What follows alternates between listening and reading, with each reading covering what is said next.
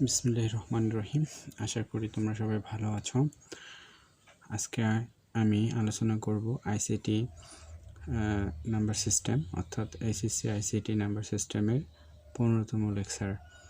আমি গত 14তম লেকচারে আলোচনা করেছিলাম হেক্সাডেসিমেল সংখ্যা থেকে দশমিক সংখ্যায় রূপান্তরণ। সেখানে পূর্ণ অংশ এবং ভগ্নাংশ দুটোই ছিল। তো আজকের বিষয় হলো হেক্সাডেসিমেল সংখ্যা থেকে বাইনারি সংখ্যায় রূপান্তরণ। আমরা একটা হেক্সাডেসিমেল সংখ্যা থেকে সেটা বাইনারিতে কিভাবে রূপান্তরণ করতে পারি।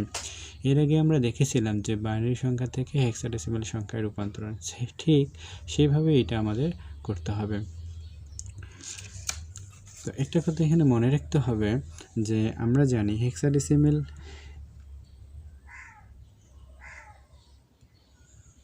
হেক্সাডেসিমেলের ভিত্তি হচ্ছে 16,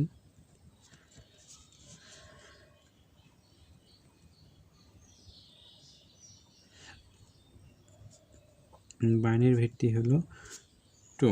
তাহলে এই হেক্সাডেসিমেলকে কতভাবে ভাঙানো যায়? 2 গুণন 2 গুণন 2 গুণন 2, তার মানে হচ্ছে 4 বার। তার মানে কতবার?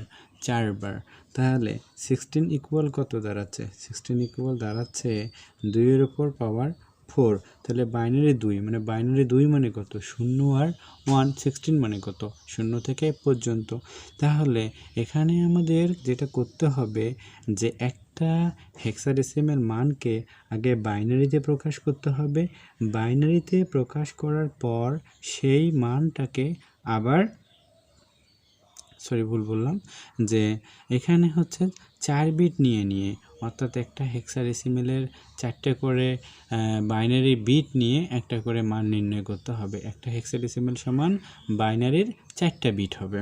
বাইনারি কয়টা বিট হবে? 4টা বিট। একটা হেক্সাডেসিমেলের 4টা বিট। যেমন 10-এর বাইনারি কি? বাইনারি হলো 1010। ঠিক এইভাবেই আমাদের কাউন্টগুলো করতে হবে। তাহলে এই এক্সাম্পলটা হচ্ছে, তাহলে আমরা এটা করব।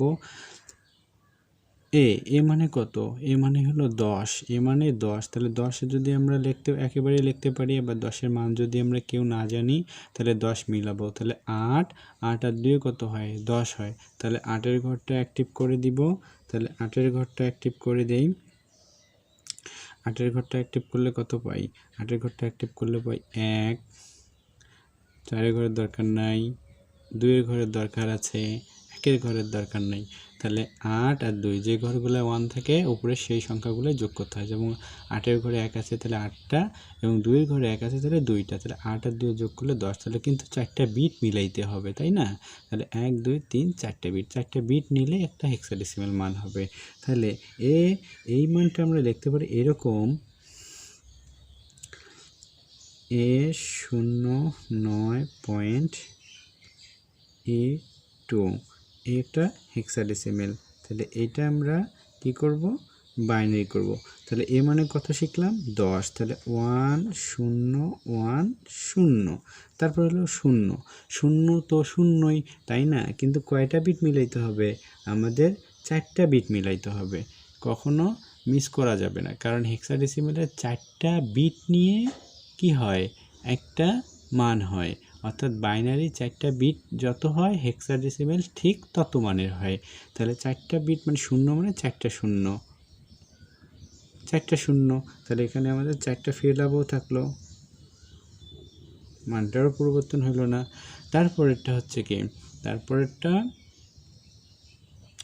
তারপরটা হইল যে 9। তাহলে কয় বিটে মিলাইতে হবে? 4 বিটে মিলাইতে হবে। তাহলে 8 আর 1 যোগ করলে কত হয়? 9 হয়। তাহলে 8-এর ঘরে 1 দিব, এই 8-এর ঘরে 1, তারপরে হচ্ছে 1-এর ঘরে 1। তাহলে কত হলো? 9 হলো। কিন্তু বাকি 2টা ঘরকে ফাঁকা রাখা যাবে না। তাহলে বাকি 2টা ঘরও আমাদের ফিল আপ করতে হবে, 4টা বিট পূর্ণ করতে হবে।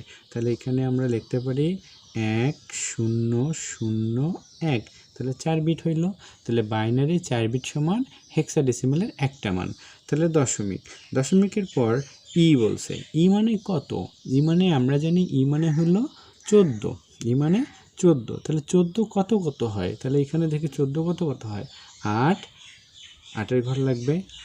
8 আর 4 কত? 12। 12 আর 2 কত? 14। আর এই ঘরটা তো ফাঁকা রাখা যাবে না, যেহেতু 4টা বিট পূরণ করতে হবে। তাহলে 14, তাহলে 8, 8 আর 4 12, 12 আর 2 14, শূন্য তো ভ্যালুই নেই, তাহলে শূন্য ঘরটা অ্যাক্টিভ, এটা দরকার নেই, কিন্তু বিটটা আমাদের নিতে হবে। তাহলে এখানে হবে 1 1 1 0। তারপরে বলছে 2, 2 মিলাইতে হবে। 2 মানে তো আমরা জানি 1 0 2, কিন্তু সামনে কটা শূন্য দিতে হবে? 2টা, পিছনে শূন্য দিলে তো তার মানের পরিবর্তন ঘটবে। তাহলে এখানে দেখো সামনে 2টা শূন্য দিছি, 1 2 3 4টা বিট হয়েছে, কিন্তু মানটা 2-এরও ঠিক আছে। তাহলে এইটাই হচ্ছে একটা হেক্সাডেসিমেল সংখ্যা থেকে বাইনারি সংখ্যায় রূপান্তরণ। তাহলে অবশ্যই আমাদের মনে রাখতে হবে, যখন আমরা হেক্সাডেসিমেল সংখ্যাকে বাইনারি সংখ্যায় রূপান্তরণ করব, ওই হেক্সাডেসিমেলের সংখ্যার মানটাকে বাইনারিতে 4টা বিটে রূপান্তরণ করব। কারণ হচ্ছে বাইনারি 4 বিটে যত হয়, হেক্সাডেসিমেলের মান ততই হয়। ঠিক আছে, 4 বিট বলতে কীরকম? যে ঘরগুলো অ্যাক্টিভ থাকে সেই ঘরগুলো তো যোগ করতেই হবে। এই যে আমরা 4টা করে ঘর কেটে নিয়েছি, 1, 1 এর ডবল 2, 2 এর ডবল 4, 4 এর ডবল 8, এইরকম করে। তাহলে এরকম করে এটা গেল।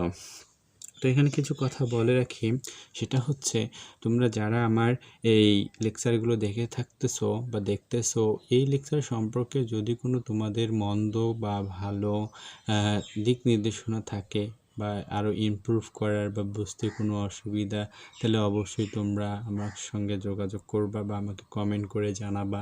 আমার যোগাযোগ করার জন্য তোমরা আমার কন্ট্যাক্ট নাম্বার উপরে দেওয়া আছে, কন্ট্যাক্ট নাম্বারের সঙ্গেও কন্ট্যাক্ট করতে পারো, এবং এফবি আইডি দেওয়া আছে Md.Ahasan Habib।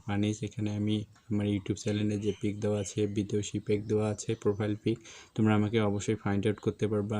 আমার এফবিতেও SMS করতে পারবা, যে কোনো সমস্যা থাকলে সেটা সম্পর্কে পিকও দিতে পারবো, আমি সলভ করার চেষ্টা করব ইনশাআল্লাহ। আরেকটা কথা হচ্ছে, আমি আগামী কয়েকদিনের মধ্যে অনার্স বিবিএ শাখার ফিনান্স নিয়ে আলোচনা করব।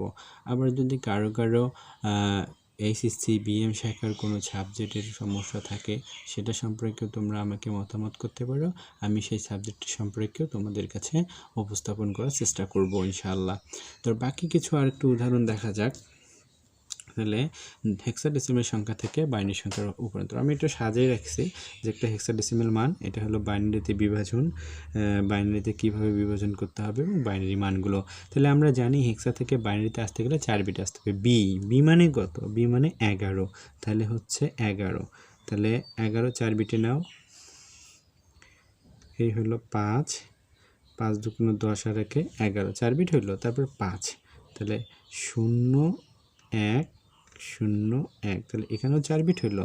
তারপরে হলো ডি মানে কত? 13, অর্থাৎ 6 দুগুণ 12, 12 আর 1 13, তাহলে 3, 3 দুগুণ 6, 6 দুগুণ 12 আর 1 13। তাহলে এটাই হচ্ছে এই B5D এর বাইনারিতে বিভাজন। তাহলে মানটা হবে এরকম 1 0 1 1, হয়তো জায়গা না হইতেও পারে, 0 1 0 1, তারপরটা হচ্ছে 1 1 0 1। ঠিক আছে, এইটা হলো তার বাইনারি মান। তারপরেরটা আসি, তাহলে দশমিকের পর সেম একই রকম, তাহলে দশমিকেই থাকবে। তাহলে 0 মানে কয়টা শূন্য? 4টা, যেহেতু 4টা বিট মিলাইতে হবে, তাহলে 4টা শূন্য। তারপর এফ মানে 15 মানে কয়টা? 4টা বিটে, অর্থাৎ 4টা 1-এ হয় 15। তারপরে 2 মানে হলো 1 0-তে হয় 2, কিন্তু কয় বিট আছে? 2 বিট, মিলাইতে হবে 4 বিট। পিছনে কখনো শূন্য দেওয়া যাবে না, তাহলে তো মান দ্বিগুণ হয়ে যাবে। অর্থাৎ পেছনে যদি এখানে শূন্য দিই তাহলে 4 4 দুগুণ 8, কিন্তু আমার মানটা কত? 2-2-এই থাকতে হবে, 4 বিটে হইতে হবে এবং মানটা 2-এই থাকতে হবে। তাহলে আমরা এখানে 0 এখানে 0 দিব, তাহলে কত হয়ে গেল? 2 হয়ে গেল। তাহলে এই মানটা হবে 0 0 0 0 1 1 1 1 0 0 1 0। এটা একটু জায়গা স্বল্পতার কারণে আমি দুঃখিত। এটা হলো আমাদের বাইনারি মান। তারপরে এটাতে আসি,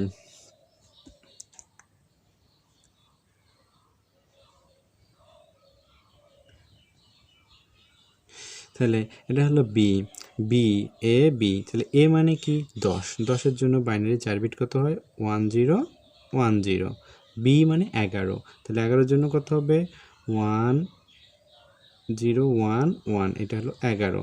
তারপরে দশমিকের পর কি? 5-5-এর জন্য তাহলে 1, এই 0 1 0 1, তাহলে এখানে 4 শূন্যর জন্য তো 4টা শূন্য দিলেই হয়ে গেল। তাহলে এই মানটা আমরা এখানে লিখব 1 0 0 1 0 1 and 1। তাহলে এখানে হলো দশমিক পয়েন্ট, তারপর এখানে হলো 5 0 1 0 1 আর শূন্যর জন্য 0, 4টা শূন্য যে দিলে যেটা হবে, একটা শূন্য দিলেও সেটা হবে।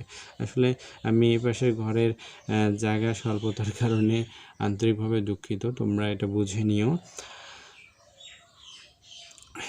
তো আশা করি অবশ্যই তোমরা ভালো করে বুঝতে পারছো। আর আমি একটা করে এক্সাম্পল দিয়ে বোঝানোর চেষ্টা করতেছি, কারণ ভিডিও তো অবশ্যই পলিসি অনুযায়ী অত লং করা সম্ভব না আমার, কারণ আমি নতুন ইউটিউব চ্যানেল ওপেন করেছি, অনেক ঝামেলা আছে।